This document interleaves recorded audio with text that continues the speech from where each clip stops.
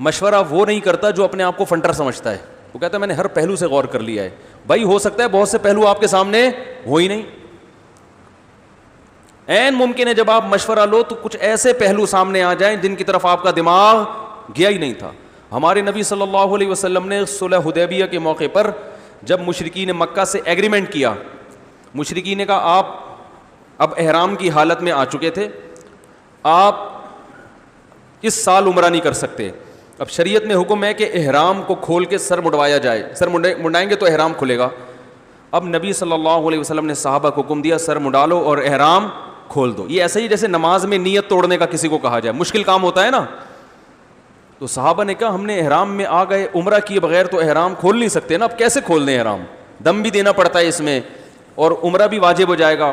تو ایک عبادت کو ادھورا چھوڑ کے ہم کیسے احرام کھول دیں, سر منڈا کے ابھی عمرہ کیا نہیں ہے اور احرام میں آ کے ہم کیسے احرام کھول دیں, کیونکہ پہلے زندگی میں کبھی ان کے ساتھ ایسا ہوا نہیں تھا. اور کھولے بھی مشرکین کے کہنے پر, کافروں کے کہنے پر, اور ان کا کوئی مطالبہ بھی معقول نہیں ہے, سارے غلط مطالبے. تو ان کے غلط مطالبے بھی مانیں اور عمرہ بھی چھوڑ دیں اور احرام بھی اتار دیں. تو نبی صلی اللہ علیہ وسلم نے حکم دیا, صحابہ کی نہیں دل مائل ہو رہا تھا, تو آپ نے اپنی زوجہ سے مشورہ لیا کیا کریں. انہوں نے فرمایا یا رسول اللہ آپ ان کو حکم نہ دیں, خود سر منڈا کے احرام کھول دیں, آپ کی دیکھا دیکھی یہ کر لیں گے. کہیں نہیں ان کو, عمل کر کے دکھائیں. کیونکہ ان کے ذہن میں یہ آ رہا تھا نا کہ یہ تو ایک غلط کام ہے, تو جب نبی کو دیکھیں گے کرتا ہوا تو بھائی نبی سے زیادہ پرہیزگار کون ہو سکتا ہے. تو جتنا بھی آپ ان کو کہتے رہیں گے یہ نہیں مانیں گے. تو آپ صلی اللہ علیہ وسلم نے اپنی زوجہ سے مشورہ لیا, انہوں نے مشورہ دیا کہ ایسا کہیں. پیغمبر خدا ہو کر بھی مشورہ لے رہے ہیں کہ بھائی کوئی ممکن ہے ان کے ذہن میں کوئی ایسی بات آ جائے جو میرے ذہن میں نہیں ہے.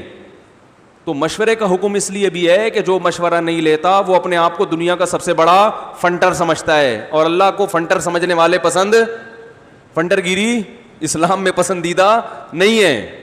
اور بھائی ہو سکتا ہے تم بڑے فنٹر ہو, بڑے ذہین ہو, لیکن ممکن ہے دوسری کی دماغ ایسی طرف چلا جائے تمہارا ذہن نہ گیا ہو. کیا خیال ہے بھائی, غلط کہہ رہا ہوں تو بتا دیں. تو ہمارے نبی نے تو سکھایا ہے, آپ سے بڑا, آپ سے زیادہ ذہین کون ہو سکتا ہے. تو آپ صلی اللہ علیہ وسلم نے یہی مشورہ پر عمل کیا کہ بھائی کہنے کا فائدہ نہیں ہے, سر مڈا لو. جب صحابہ نے دیکھا نبی نے سر مڈا لیا تو بہت سب نے سر مڈانا شروع کر دیا, سب نے احرام کھول دیا. تو ہم ہوتے استخارہ, ہر چیز میں استخارہ, استخارے پر فیصلے ہو رہے ہیں. کیونکہ زیادہ تر لوگ استخارہ کرتے ہیں شادی بیاہ کے موقع پر اور بیڑا غرق کر رہے ہیں. زیادہ تر نکاح کے موقع پہ استخارے نکال کے رشتوں کا بیڑا غرق کیا جا رہا ہے. یہ تو بہت ہو رہا ہے. اچھا بھلا رشتہ آیا بہن کے لیے, بیٹی کے لیے, استخارے میں نہیں آیا, ٹھیک ٹھاک رشتے کو چلتا کر دیا, کسی مکھنچو سے شادی کر دی کیونکہ وہ استخارے میں آ گیا تھا. میں پتہ نہیں کیوں نہیں آ رہا استخارے میں سمجھ میں نہیں آ رہا ہے بھائی. اچھا خیر, تو پتہ نہیں لوگ بیوقوف کیسے بناتے ہیں. تو یہ بیوقوف بناتے ہیں کیوں بتا رہا ہوں. تو یہ مزاح کر رہا ہوں, اس کو سیریس نہ لیں بھائی. تو استخارہ نکالا, اچھے رشتے. ابھی ماں باپ اپنی بچی کو لے کر آئے, رشتہ آیا ہوا ہے, مان کے ہی نہیں دے رہی, استخارے میں آ رہا ہے اس بچی کے کہ یہ بندہ ٹھیک نہیں ہے. تو میں نے کہا یہ اس کو سمجھ میں ہی نہیں آ رہا ہوگا, لڑکا پسند نہیں ہوگا, استخارے کی پہ ڈال دیا. آج کل یہ بھی ہے کہ جو چیز سمجھ میں نہیں آ رہی استخارے پہ ڈال دو. بدنام کون ہوگا, استخارہ ہوگا, ٹھیک ہے نا. بدنام کون ہوگا, وہ ہوگا انہوں نے بول, اس میں نہیں آیا. تو مسلمان گراؤنڈ ریئلٹی کو دیکھ کے فیصلہ کرتا ہے, استخاروں کی بیس پہ فیصلہ نہیں کرتا. استخارہ کرتا ہے اللہ سے مدد مانگنے کے کہ بھائی اللہ ہم نے پورے اسباب اختیار کر لیے. فیصلہ کرنا تو ہمارے اسباب سے ہوتا کچھ نہیں ہے, ہمارے اسباب سے ہوتا کچھ نہیں ہے. ہم نے تو سب کچھ کر لیا, اب مدد کون کرے گا, تو اس کے لیے استخارہ کیا جاتا ہے کہ اصل فیصلہ تو تیرا ہے. ہو سکتا ہے میں صحیح سوچ رہا ہوں لیکن وہ غلط ہو, اور جس کو میں غلط سمجھ رہا ہوں ہو سکتا ہے وہ صحیح ہو.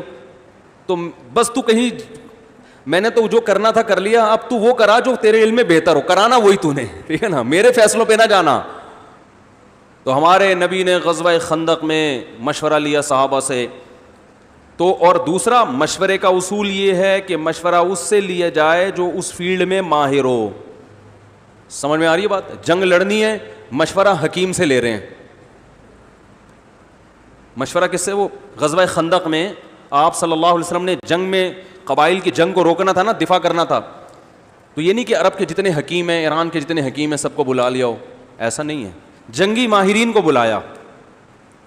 اور آپ صلی اللہ علیہ وسلم نے خاص طور پر یہ جنگ ایران میں ہوا کرتی تھی کہ چاروں طرف سے قبائل، تو سلمان فارسی سے مشورہ لیا کہ عرب تو اس جنگ کے عادی ہے ہی نہیں، آپ بتاؤ کیسے یعنی اس موقع پر ہم کیسے ڈیفنس کریں.